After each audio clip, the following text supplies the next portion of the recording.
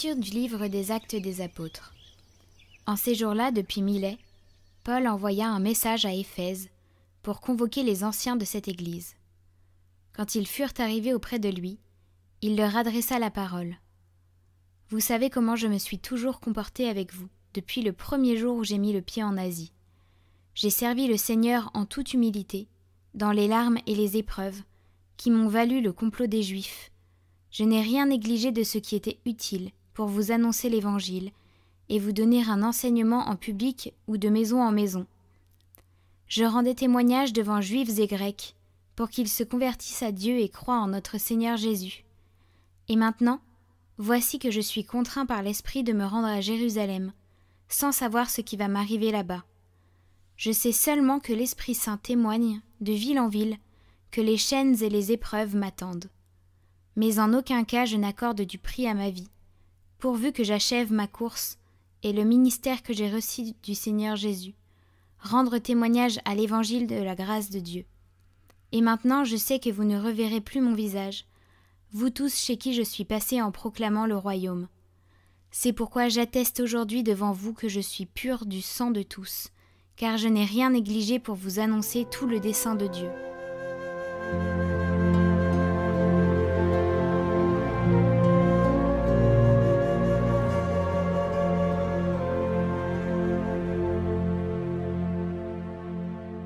Royaume de la terre, chantez pour le Seigneur. Tu répandais sur ton héritage une pluie généreuse, et quand il défaillait, toi, tu le soutenais. Sur les lieux où campait ton troupeau, tu le soutenais, Dieu qui est bon pour le pauvre. Que le Seigneur soit béni. Jour après jour, ce Dieu nous accorde la victoire. Le Dieu qui est le nôtre est le Dieu des victoires, et les portes de la mort sont à Dieu, le Seigneur.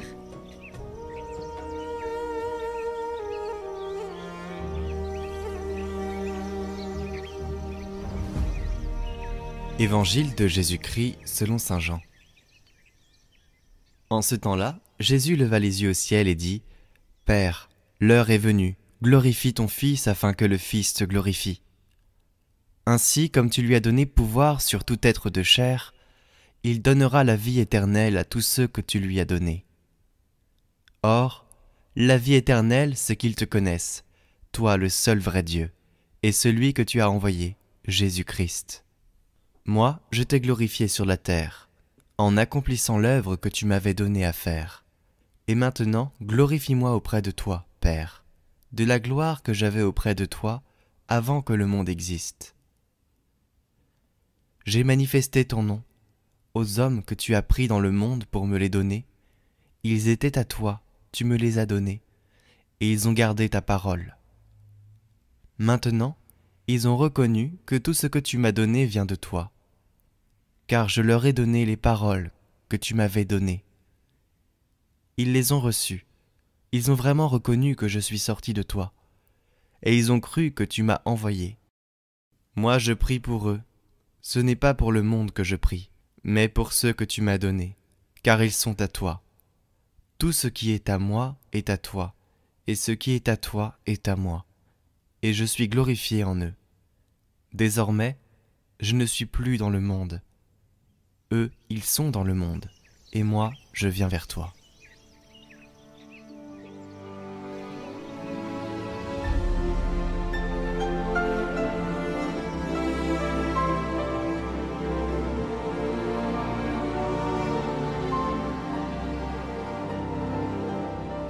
Et la joie doit être la caractéristique de notre foi.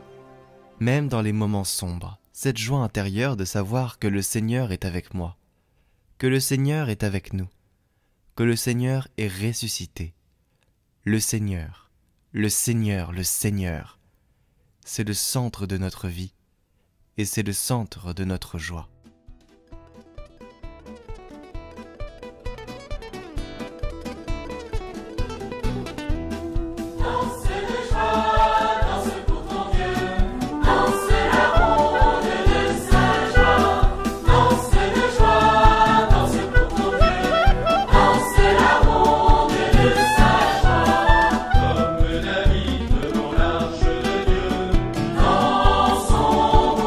Seigneur.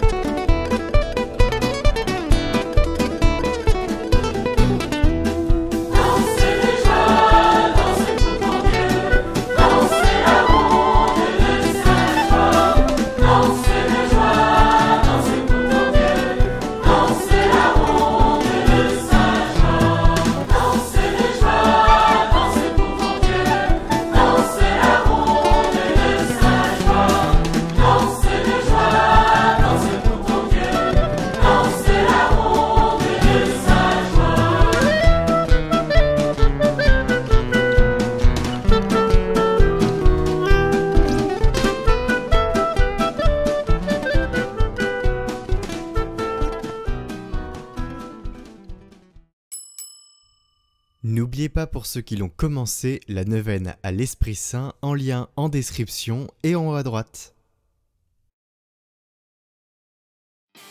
Retrouvez chaque jour de cette semaine un témoignage pour préparer la Pentecôte avec l'abbaye de Hautecombe.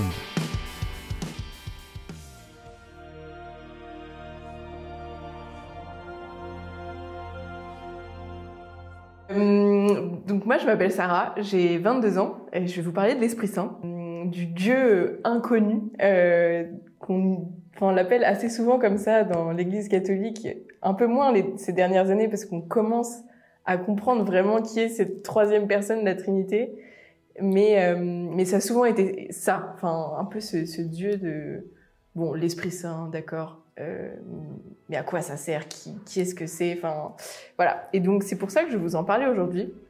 Déjà dans le credo, on dit l'Esprit Saint qui est Seigneur et qui donne la vie.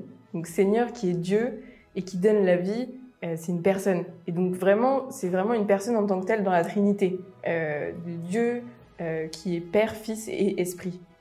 Et il n'y a pas de classification de premier, dernier, non, c'est une communion entre eux. Déjà, Esprit Saint, la traduction en hébreu, c'est Ruach, qui veut dire souffle de Dieu, mais qui, selon le contexte, peut aussi être fort, doux, et surtout qui est souffle qui donne la vie. Ce souffle qui en fait est présent depuis la création du monde. Dans la Genèse 1, verset 2, on nous dit souffle de Dieu qui planait au-dessus des eaux. En fait, qui est vraiment présent avec le Père qui crée. Il était déjà là, quoi. En fait, enfin, c'est vraiment Dieu à part entière. Et du coup, aussi, dans la vie de Jésus, plusieurs fois, on parle et on voit vraiment la présence de l'Esprit Saint en Jésus, notamment, donc principalement lors de son baptême. C'est dans Jean 1, 32 à 34. Je vais vous lire le passage. Et Jean rendit témoignage en disant « J'ai vu l'Esprit descendre du ciel comme une colombe et il s'est reposé sur lui. Et moi, je ne le connaissais pas, mais celui qui m'a envoyé baptiser dans l'eau m'a dit « Celui sur qui tu verras l'Esprit descendre et se reposer, c'est lui qui baptise dans l'Esprit Saint. Et moi j'ai vu et j'ai rendu témoignage que celui-là est le Fils de Dieu. » Et dans ce passage, spécifiquement, on comprend vraiment bien l'union entre le Père qui reconnaît Jésus comme son Fils par l'Esprit Saint qui descend sur lui. Et qu'en fait, vraiment, ces trois personnes sont présentes à ce moment-là. Et c'est ça notre Dieu, c'est ça le Dieu des chrétiens. C'est le Père, le Fils et l'Esprit qui se donnent à nous par le Christ. Et donc, au moment de la Passion, il y a aussi le passage dans l'Évangile selon Saint Jean du Christ qui, sur la croix, rend l'Esprit. Et donc, il y a quelque chose, grâce à la langue française qui est complexe, voilà, qui nous permet de faire un jeu de mots du Christ qui meurt, mais du Christ qui rend l'Esprit. Et en fait, par sa mort, par sa passion, il nous fait ce don de l'Esprit. Et Dieu nous a donné cet Esprit en nous pour vivre en nous, être incarné dans l'homme et créer la relation. C'est vraiment aussi cette notion de relation du Père avec le Fils par l'Esprit Saint, qui sont en relation du coup par cet Esprit Saint, mais aussi de nous qui sommes en relation avec Jésus par l'Esprit Saint. Donc notre Dieu, le Dieu des catholiques, et des chrétiens surtout, on le qualifie vraiment comme le Dieu de l'amour, le Dieu de la relation. Et ça, c'est entièrement possible et uniquement possible par l'Esprit Saint. Et c'est grâce au don de Dieu pour nous. L'Esprit Saint, c'est celui qui transforme, qui affermit, qui vivifie, et c'est par lui qu'on peut avoir une foi vivante. C'est par lui qu'on peut se sentir animé par notre foi, qu'on peut se sentir envoyé, appelé par Dieu. C'est par cet Esprit Saint qui vit en nous, et on peut l'invoquer. Et c'est grâce au don que Dieu nous fait, et donc ça c'est le don de l'Esprit, qu'il y a. Donc il y a la sagesse, l'intelligence, le conseil, la force, la connaissance, la piété et la crainte de Dieu. Et donc par ces dons, on vit une foi, donc encore une fois vivante, mais surtout entière, complète, où en fait c'est pas juste être dans l'oraison constante de Dieu, et tout ça en fait c'est possible encore une fois que par l'Esprit, mais c'est vraiment être entier dans notre personnalité, dans notre humanité, dans notre identité, par ce Dieu qui se révèle en nous, par ce qu'il nous demande de faire, par l'exigence que c'est d'avoir la foi, mais c'est possible parce que l'Esprit Saint vit en nous. Il y a aussi le passage dans 1 Corinthiens 12, mais c'est le seul et même Esprit qui produit tous ces dons, les distribuant à chacun en particulier comme il lui plaît, car comme le corps est un et a plusieurs membres, et comme tous les membres du corps, malgré leur nombre, ne forment qu'un seul corps, ainsi en est-il du Christ. Et le Christ, du coup, nous, à l'image du Dieu qui est uni, qui crée la communion dans la Trinité, nous, on est appelés à former un seul corps, nous en tant qu'individus, individuels dans notre personnalité, mais en tant que corps qui est l'Église, par l'Esprit Saint qui nous est donné. Et si je peux parler d'un point pour moi personnel où je vis vraiment cette présence de l'Esprit Saint, je pense que c'est vraiment par ces dons, de comprendre qu'en fait, il se fait don pour nous par la croix, tout ça. En fait, tout est lié et en fait, Dieu me permet de revenir à lui à chaque instant de ma journée en l'invoquant, en rendant grâce pour les belles choses que je vis, mais aussi pour ce qui est plus dur. Et du coup, là, cette demande de grâce, elle est encore plus forte de pouvoir reconnaître que c'est Dieu qui me suffit entièrement et que son Esprit Saint vient me combler vraiment en lui demandant la force, la paix, la joie, mais vraiment l'invoquer et reconnaître qu'il n'y a que lui qui peut être à la source de qui je suis, de ce que je veux être, du sens de ma vie, quoi. Et du coup, en fait, c'est l'Esprit Saint qui rend ma foi vivante et qui m'inspire tous les jours et qui permet la relation avec le Christ. D'être en relation avec ce Dieu par l'Esprit Saint, c'est ça qui me fait vivre. C'est ça qui rend ma foi vivante. Amen. Amen. Si vous êtes intéressé pour faire une formation ou même une retraite, à l'abbaye de Hautecombe, retrouvez toutes les informations dans le lien en description.